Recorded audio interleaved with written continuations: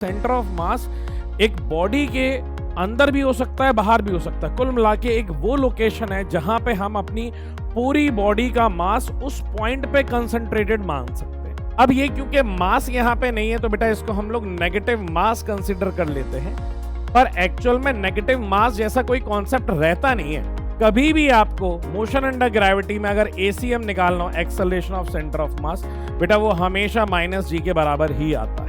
अगर यहाँ पे मेरा मोमेंटम कैसा दिया गया है, कांस्टेंट दिया गया है, तो एक बात याद रखना कि काइनेटिक एनर्जी जो रहती है that is inversely proportional to mass रहती है। हेलो नमस्कार बच्चों, वेलकम टू फिजिक्स वाला। स्वागत है आपका आपके प्यारे से चैनल पे जिसका नाम है कंपटीशन वाला।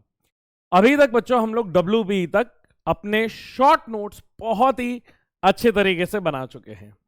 अब जो बारी आई है वो हमारी यहां से सेंटर ऑफ मास से शुरू करने वाले हैं और रोटेशन तक बेटा बड़ा ही क्रिटिकल सफर रहने वाला है।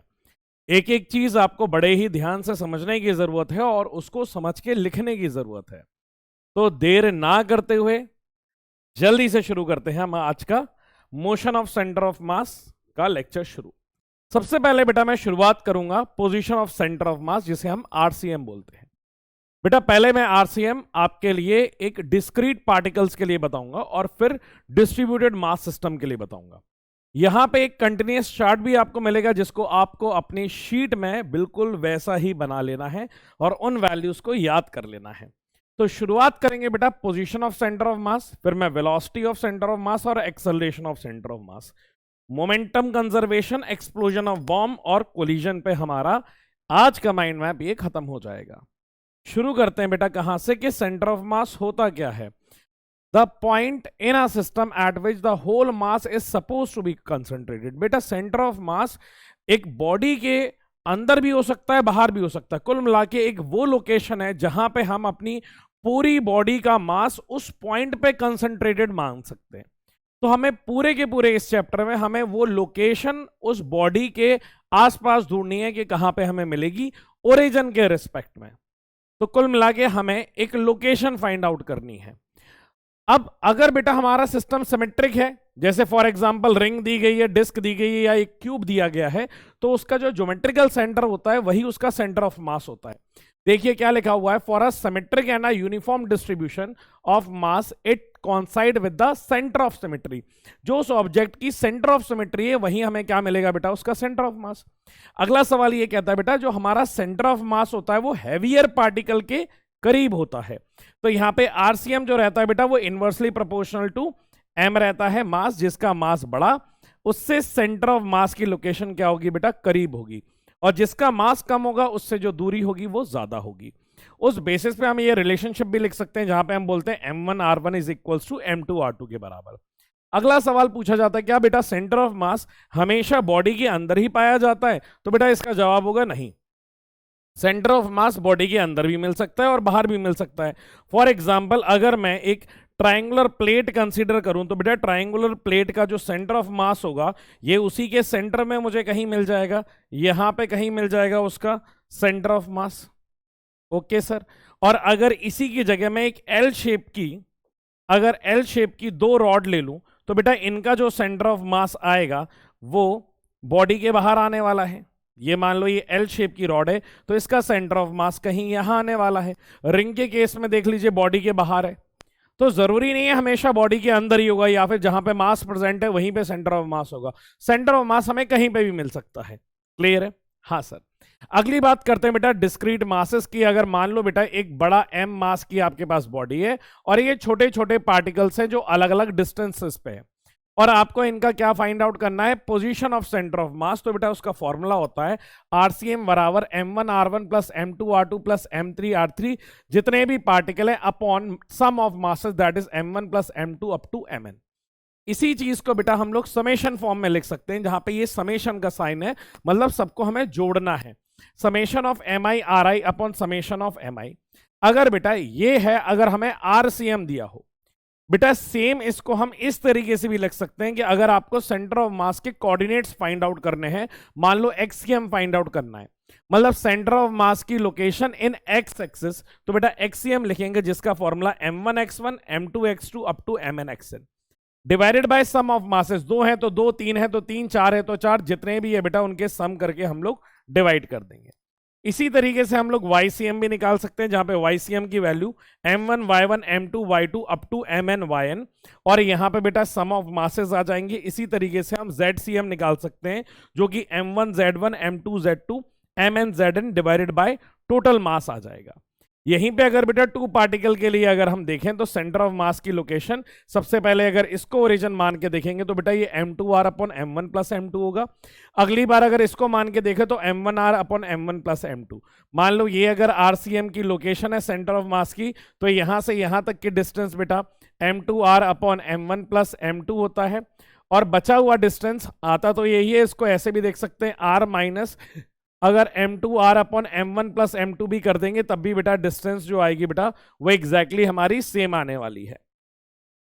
अब ये तो बात थी किसके लिए, पार्टिकल्स के लिए। अगर मान लो मेरे पास डिस्ट्रीब्यूटेड मास सिस्टम है, मतलब मास को मैंने फैला के रख दिया है, तो मैं क्या करूंगा, तब बेटा मैं इंटीग्रेशन का सहारा लूंगा। मान लो XCM है तो integration of x of dm upon integration of dm। Z क्या आ जाएगा बेटा, integration of dm upon dm। यहां पे y आ जाएगा integration of dm upon dm। dm क्या है बेटा, एक स्मॉल पार्टिकल है उसका। अब वो dm डिपेंड करता है कि हमारा जो मास है वो फैला किस तरीके से है।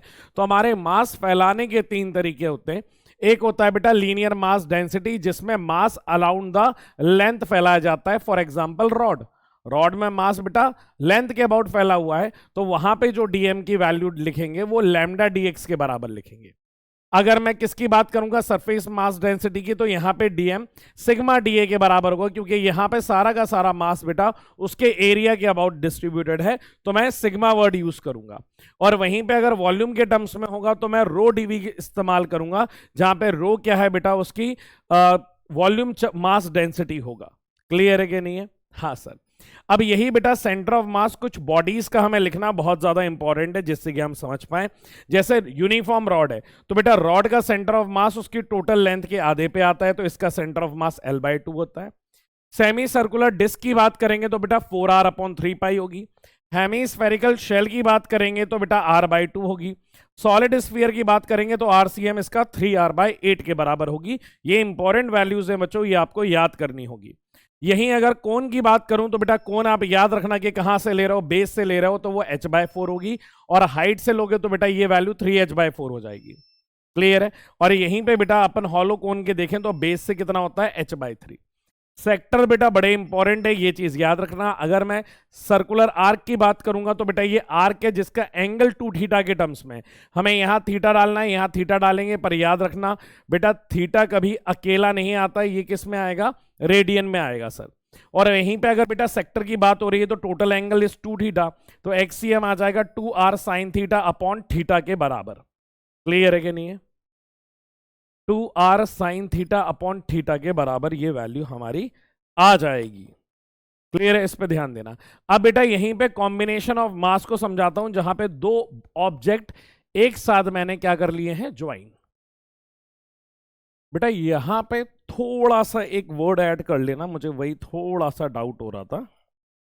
क्या चीज सर? यहां पे 3θ भी आएगा ना, 3θ मिस हो गया। ऊपर है बेटा 2R sin theta upon theta, यहां पे 2R sin थीटा अपॉन 3θ आता है, और ये भी थीटा किस में रहेगा बेटा, रेडियन में। क्लियर है? अब बेटा हम लोग क्या कर सकते हैं, 2 बॉडी को कंबाइन करके, जिसको हम पढ़ते हैं कॉम्बिनेशन ऑफ बॉडीज में, उनका सेंटर ऑफ मास निकालना होता है। फॉर एग्जाम्पल ये बेटा एक मास दिया गया है, ये डिस्क दी गई है जिसका मास कितना है m, और इसका बेटा जो रेडियस दी गई है 2a है, इसका मास कितना है 3m है, और इसकी रेडियस कितनी है सर, इसकी जो रेडियस दी गई है वो 4a दी गई है। तो बेटा इसका सेंटर ऑफ मास इसके ज्योमेट्रिकल सेंटर में आएगा, इसका सेंटर ऑफ मास इसके ज्योमेट्रिकल सेंटर पे आएगा। तो मैं ये पूरे मास को इस पॉइंट पे कंसंट्रेटेड कर सकता हूं जिसका मास m होगा, और इस पॉइंट को बेटा इस मास को पूरे इधर पे कंसंट्रेट कर सकता हूं जो 3m होगा। बेटा अगर ये डिस्क का जो डाया है रेडियस है 2a दिया गया, तो ये कितना हो गया 2a, और ये वाली डिस्टेंस क्या हो गई 4a, तो दोनों के बीच का सेपरेशन कितना हो जाएगा 6a हो जाएगा। यहां से लेकर के यहां का सेपरेशन कितना आ रहा है बेटा आपका 6a। अब यहां पे आप आरसीएम निकाल सकते हो बेटा, इसका कोऑर्डिनेट तो 0 हो जाएगा, तो ये m इंटू 0 डायरेक्ट लिख सकते हैं, प्लस ये आ जाएगा 3m इंटू इसके बीच का जो सेपरेशन दिया गया दैट इज 6a के बराबर, divided by sum of masses, तो m और 3m बेटा ये 4m हो जाएगा, m से ये m चला जाएगा, इससे बेटा ये 3 टाइम्स जाएगा, इससे ये 2 टाइम्स जाएगा, आपका आंसर आ जाएगा 9a/2। ये आपकी वैल्यू आ जाएगी बेटा। क्या ये बात क्लियर है? 9a/2 से आप ये भी देख सकते हो ध्यान से कि मास जो ज्यादा था वो 3m था, अगर 2 से बेटा 4 को काटोगे तो समथिंग आपका 4 पॉइंट समथिंग आएगा, तो 2a ये है 4 पॉइंट समथिंग, मतलब आप इस रीजन में जा रहे हो जब आपने ओरिजिन इसको माना है। तो इस तरीके से हम लोग क्या निकालते हैं बेटा, कॉम्बिनेशन ऑफ सेंटर ऑफ मास निकाला जाता है, जहां पे ये पूरी पॉइंट को इस पॉइंट पे और इसको इस पॉइंट पे कंसंट्रेट मान लेते हैं, तो ये बॉडीज नहीं रह जाती है, फिर ये दो पार्टिकल्स बन जाते हैं। क्या इतनी बात क्लियर है? हाँ सर। इसके बाद बेटा हम समझते हैं कैविटी प्रॉब्लम। कैविटी प्रॉब्लम में क्या था बेटा, सेम पार्ट में पहले तो कुछ ऐड था यहां पे, अब हमने उसको हटा लिया है, तो हमसे ये पूछा जाता है कि हमारा सेंटर ऑफ मास कितना शिफ्ट होगा। तो अगर मान लीजिए कि अब अगर यहां पे कैविटी नहीं होती तो क्या बेटा मेरा पार्टिकल यही मिलता? हाँ सर बिल्कुल यही मिलता, जिसका मास कितना था, m था। और बेटा ये कैविटी जो करी है उसका डायमीटर r है, तो इसका बेटा रेडियस मतलब इसका डिस्टेंस कितना हो जाएगा इससे?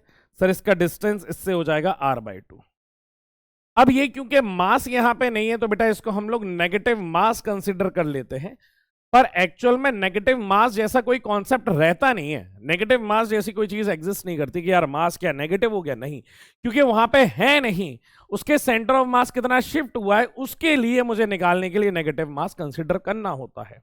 ये मास कितना होता है वो निकालना थोड़ा सा टास्क हो जाता है, उसे आपको सीखना है, बाकी कुछ भी इसमें नया नहीं है। आप क्या कहोगे कि यार मेरे ए एरिया में that is pi r² area में कितना मास है, m मास है, तो यूनिट एरिया में कितना हो जाएगा बेटा, m/πr² हो जाएगा। इतनी बात पे एग्री करते हो? हाँ सर।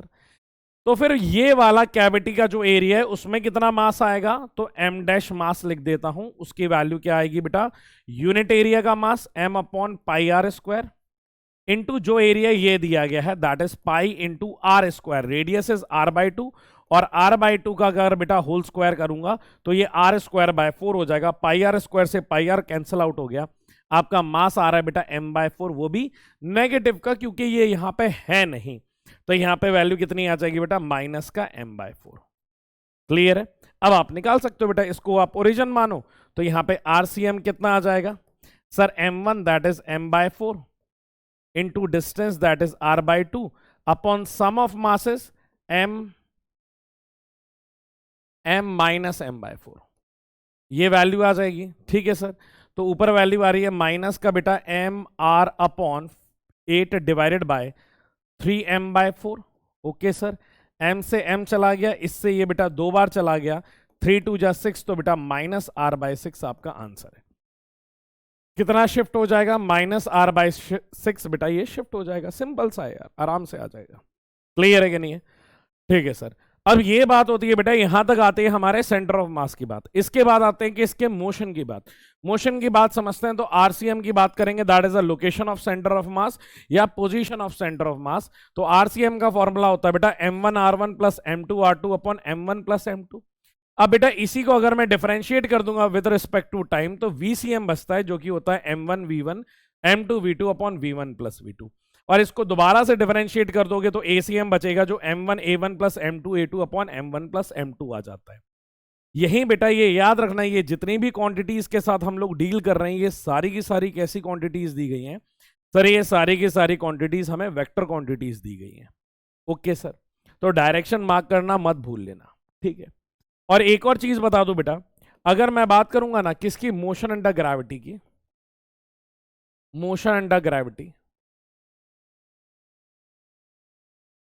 भले ही आप उसको बेटा मोशन अंडर ग्रेविटी में प्रोजेक्टाइल मोशन हो, भले ही चाहे कौन सा मोशन हो बेटा, स्ट्रेट लाइन मोशन हो, आप किसी भी बॉल को बेटा इस तरीके से आप ऊपर फेंकोगे या किसी हाइट से नीचे फेंकोगे, कभी भी आपको मोशन अंडर ग्रेविटी में अगर एसीएम निकालना हो, एक्सेलरेशन ऑफ सेंटर ऑफ मास, बेटा वो हमेशा माइनस जी के बराबर ही आता है।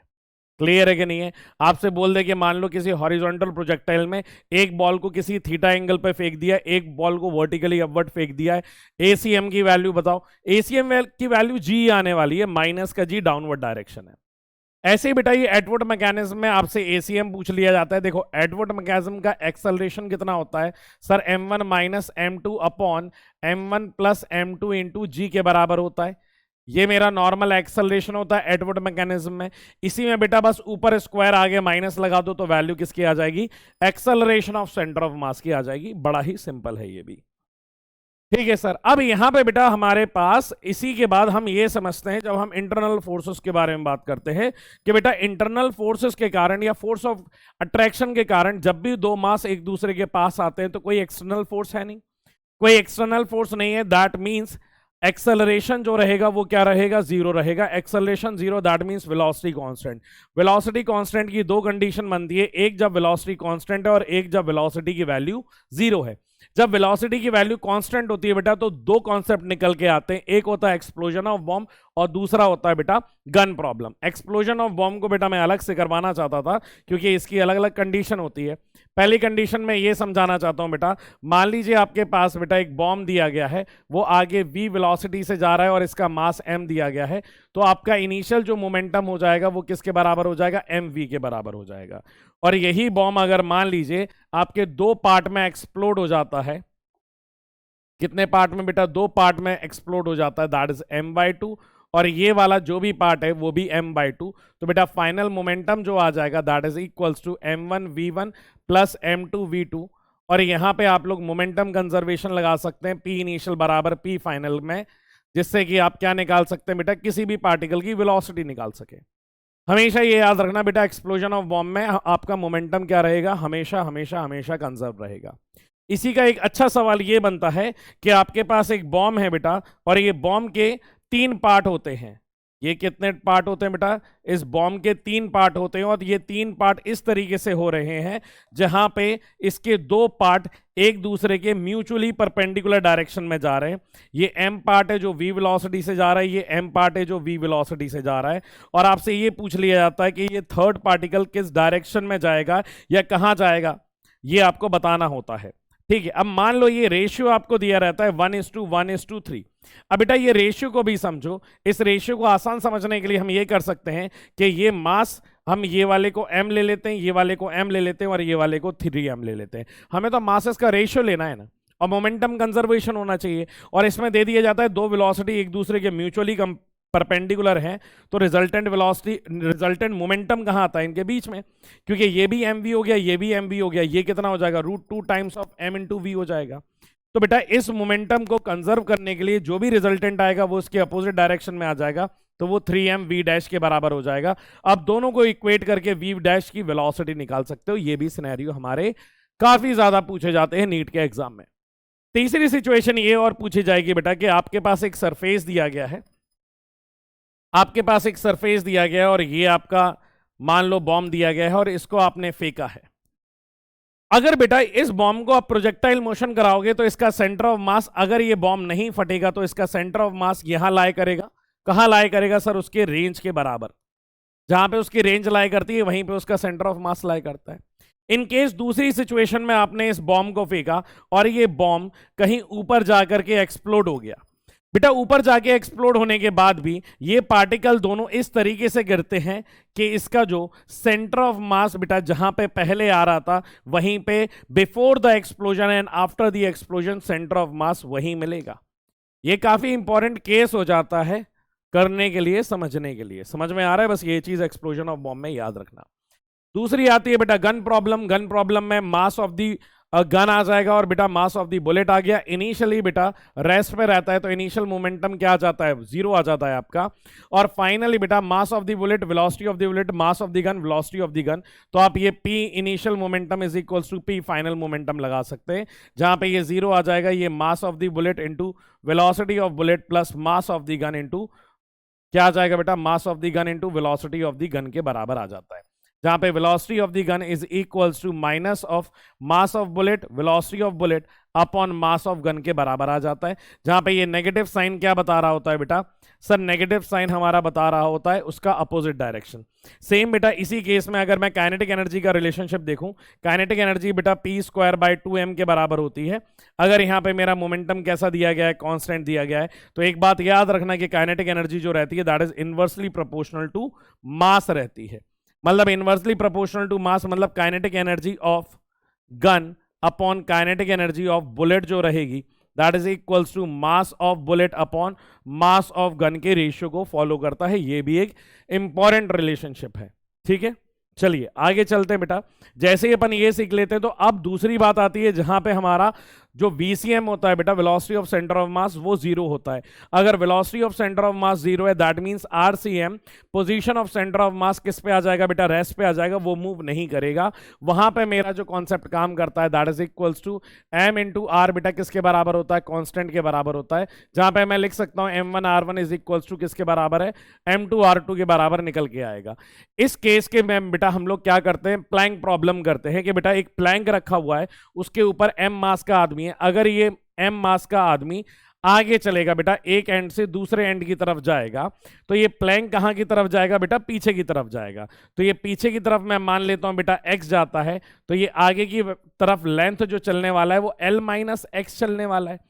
क्योंकि अगर ये l लेंथ चल रहा होता पर उतनी ही देर में बेटा ये x पीछे आ गया ना, तो रिजल्टेंट लेंथ कितनी हो गई, l-x। तो बेटा अब ये सेम रिलेशनशिप को आप लगा सकते हो जहां पे m मास है बेटा that is l-x that is equals to capital M into l के बराबर, x के बराबर।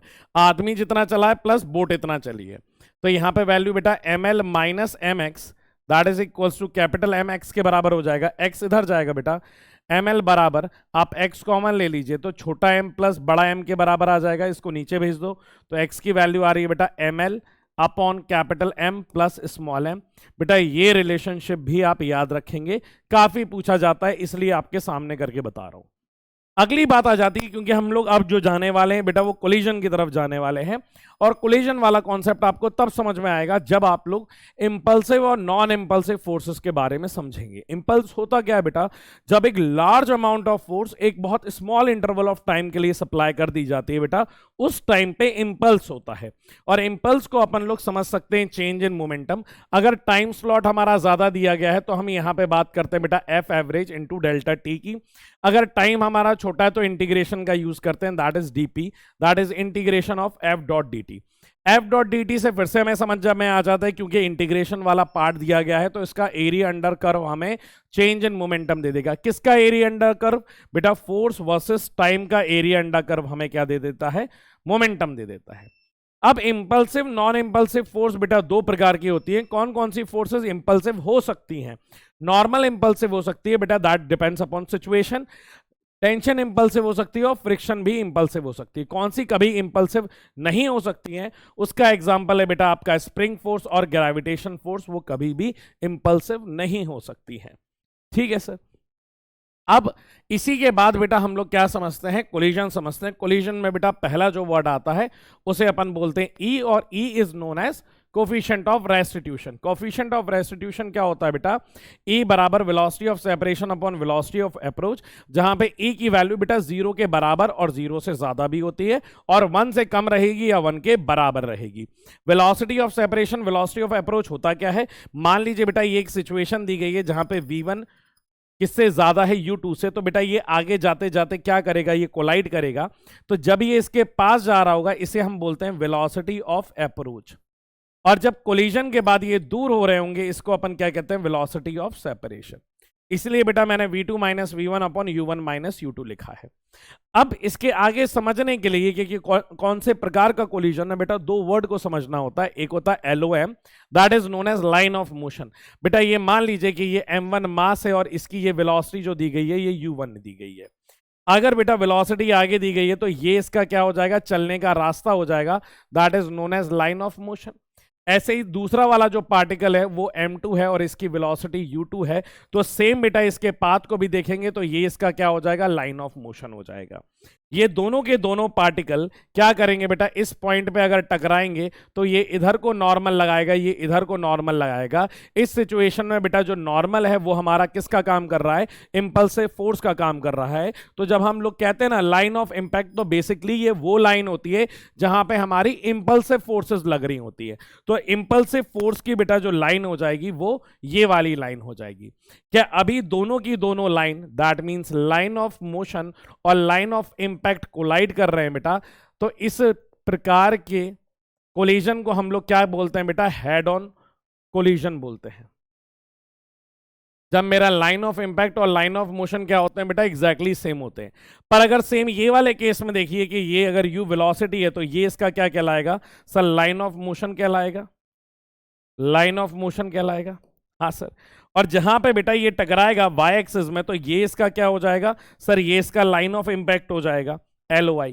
अब इस केस में बेटा मेरा लाइन ऑफ मोशन और लाइन ऑफ इंपैक्ट सेम नहीं है, कुछ एंगल बन रहा है, तो इस प्रकार के कोलिजन को क्या बोल दूंगा मैं सर, इस प्रकार के कोलिजन को हम बोलते हैं ऑब्लिक कोलिजन।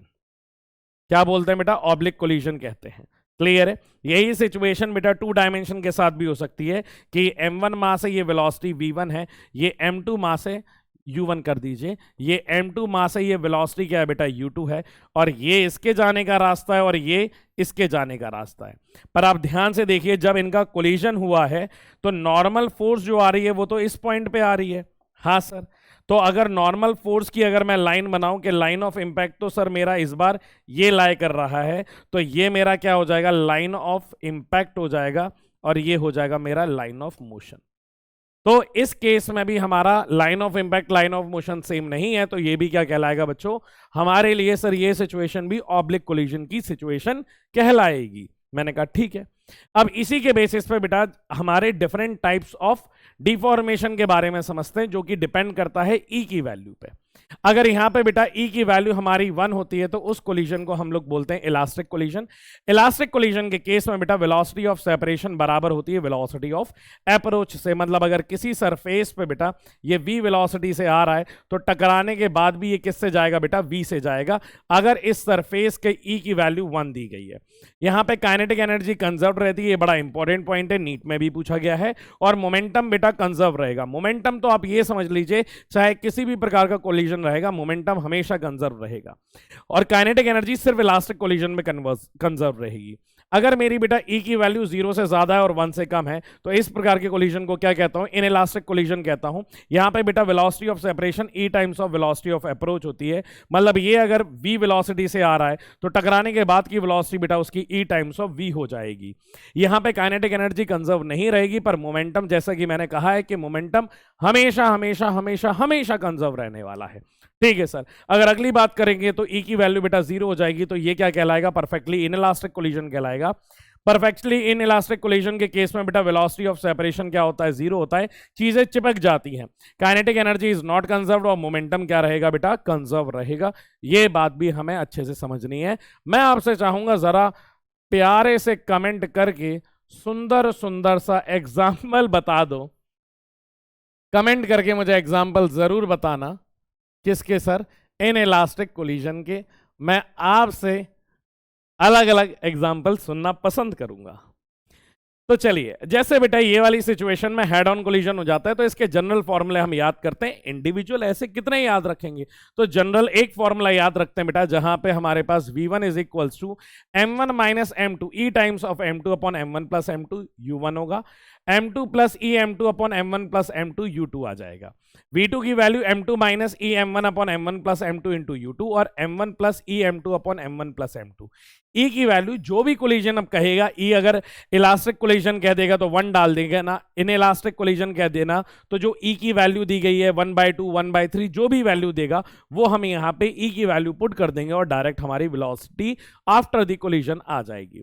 अब इसमें बेटा स्पेशल केस होते हैं जो हमें याद रखने, जहां पे ई की वैल्यू 1 है और m1 is equals to m2 है, तो बेटा यहां पे वेलोसिटीज क्या हो जाती हैं, इंटरचेंज हो जाती हैं।